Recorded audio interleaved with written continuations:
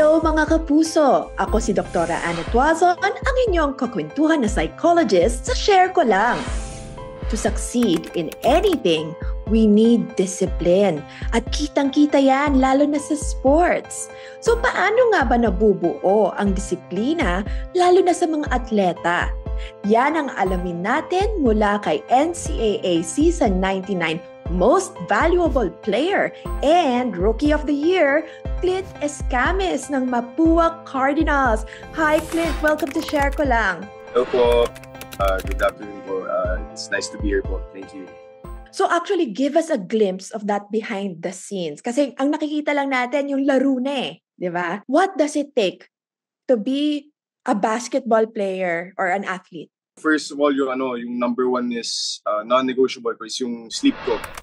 Sleep ko, lalo na ngayon, I've experienced so much injuries before, dealt with ACL injuries, and now I find 8 to 9 to 10 hours of sleep is pinakamaganda for athlete. Lalo na yung at a high level, at a high college level na yung schedule namin ngayon, medyo 3 days a game kagad, 3 days pahinga, game kagad.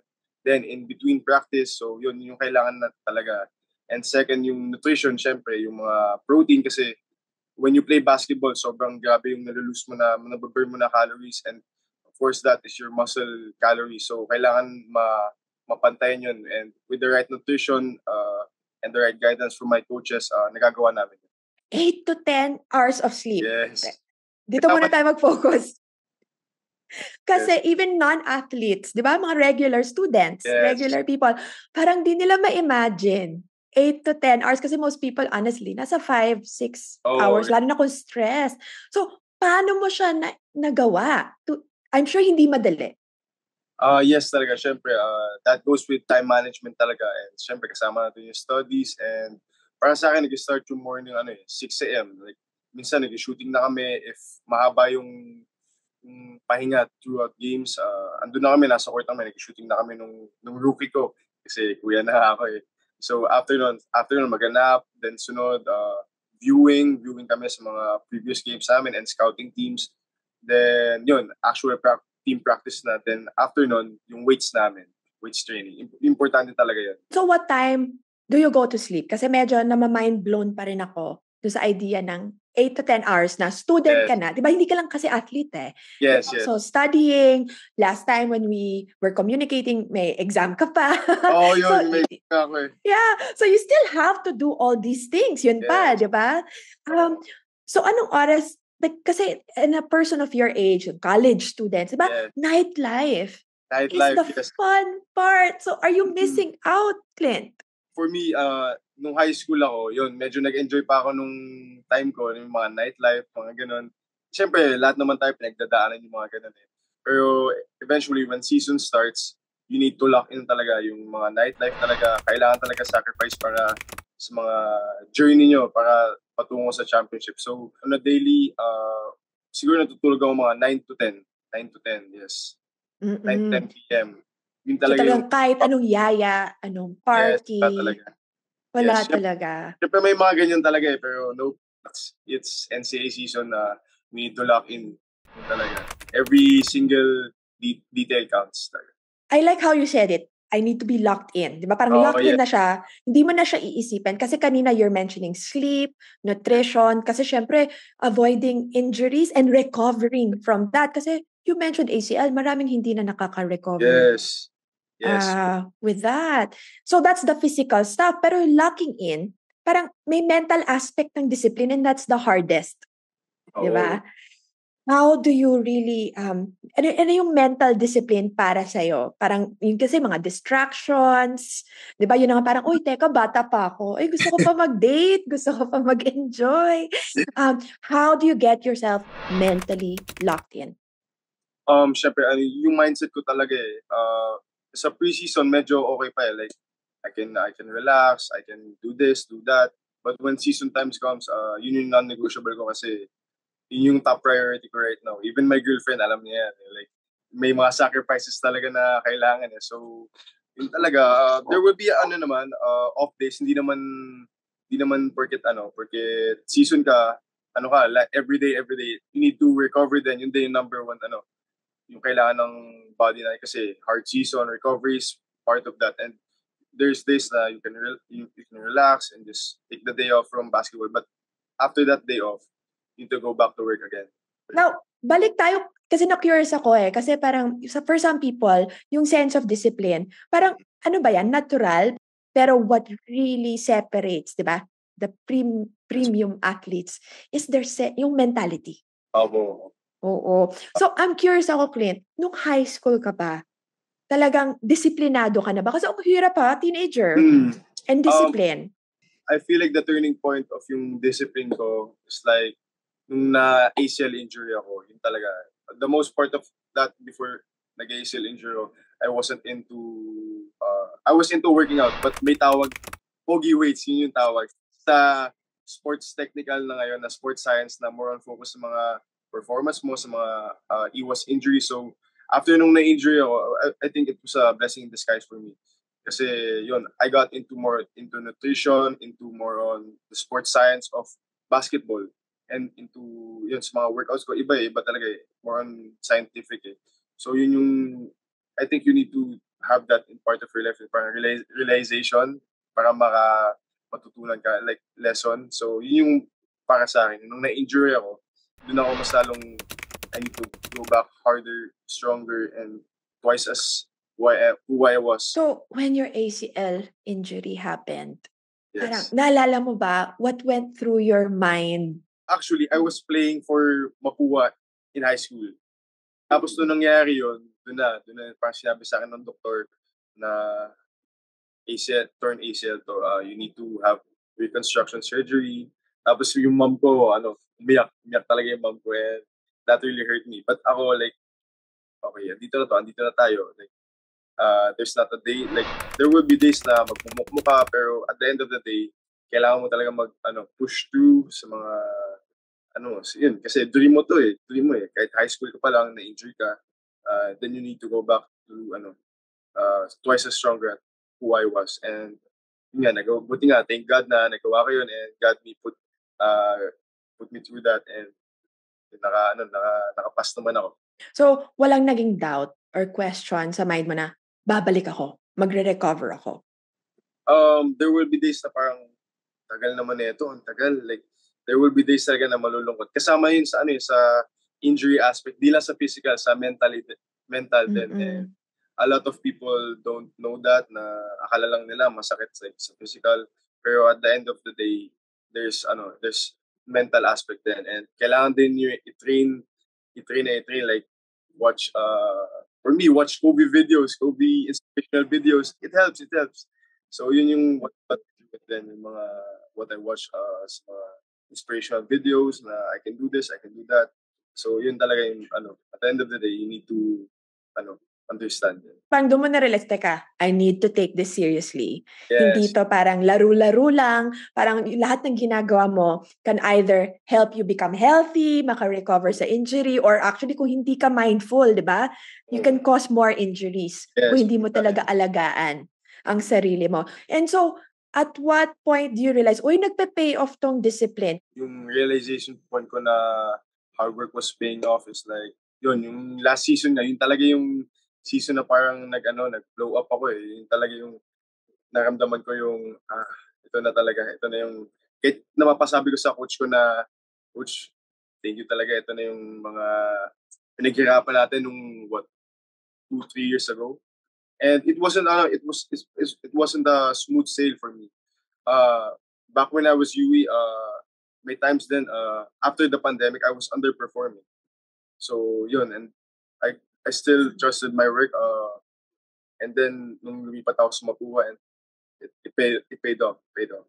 I mean, kasi yun din yun di ba? Kaya buti kung madali ang discipline, we would all do it, di ba? Yes. Oh. Kaya nga discipline siya kasi actually yung payoff hindi immediate.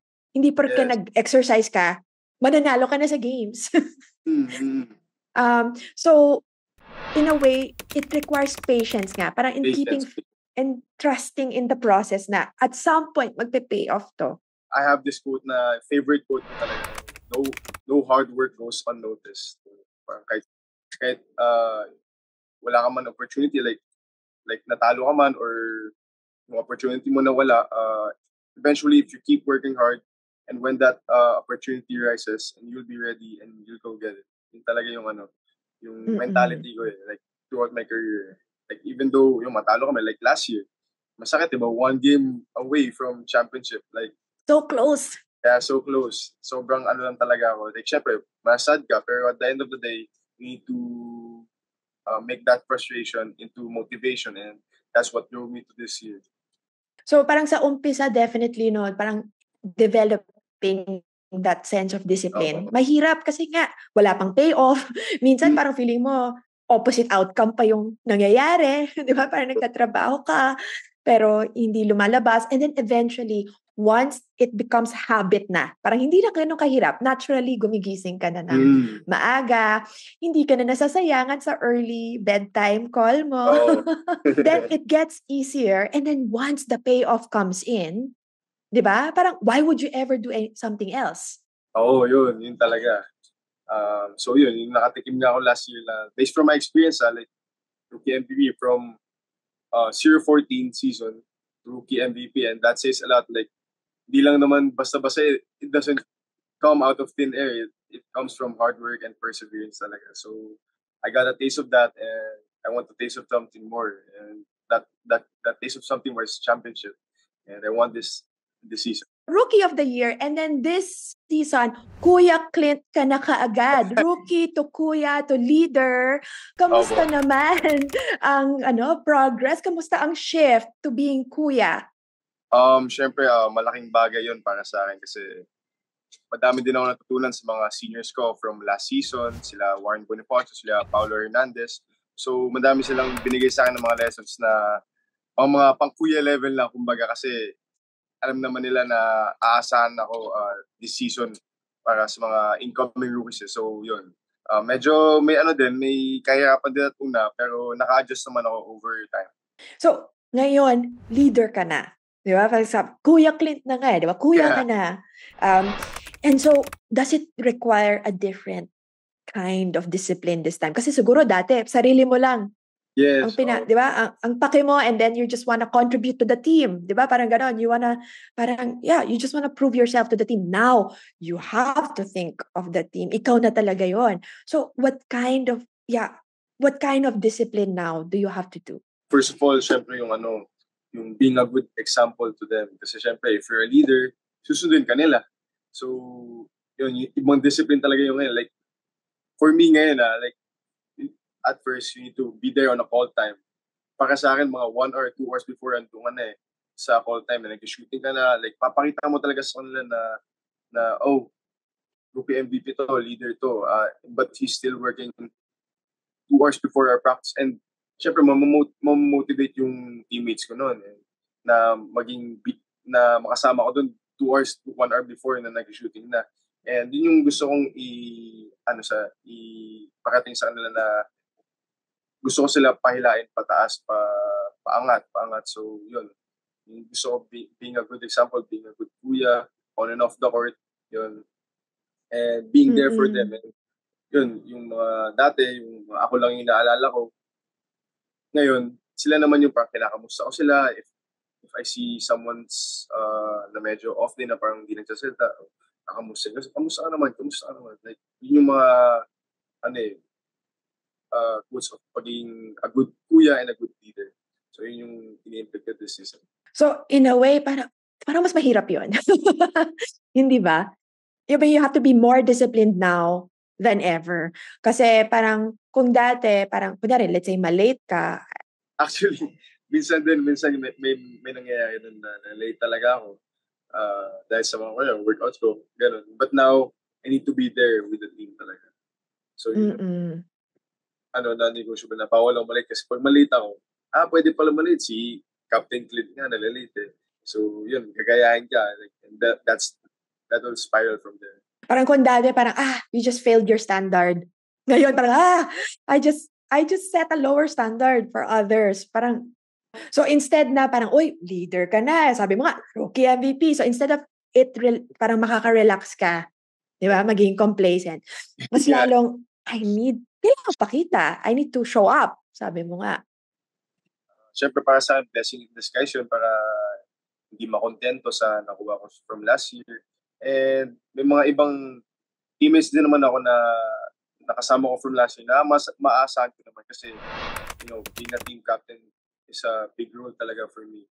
And especially being the best player para sa liga, like MVP and Rookie of the Year. Malaking, mahirap din yun na maging best ka sa this one and best at being a leader. Mahirap talaga. And for me, aminin ko na talaga na hirapan ako nung una and my teammates got me through it. Yung mga nakakatanda din. Like, yan yung mga inaasahan ko na hindi lang ako yung magiging leader.